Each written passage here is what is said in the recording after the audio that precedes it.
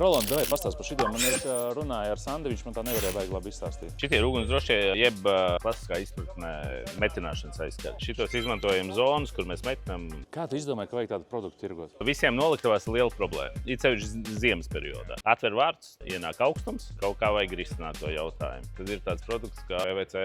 Pieņemsim, reku ir 3 metru aile tev augstumā. Mēs izreikinām, mums mājaslapā ir iespēja arī sareiķināt. Kalkulators speciāli ir PVC skarām. Automātiski viņš tev piedāvās izvēlēties vairākas gradācijas. 3 mm bies, reku arī būs 2 mm.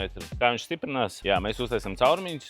Ja klients pasūta gatavu risinājumu, mēs uzreiz sagarinām pēc nepieciešamā izmēra, jau piekniedējam uzreiz ķemmes klāt. Ķemmes tūlīt Sandis atnesīs, kā viņas izskatās. Kaut kas pēc zāles smaržo, ne? Šitas? Vai tev kaut kur kabatā? Nē, es nepīpēju zālī. Nepīpēju vispār. Bet reāli viņš? Nešķiet? Nu, man liekas, kaut kāda smarža tev. Pasmaržo. Brī, nē.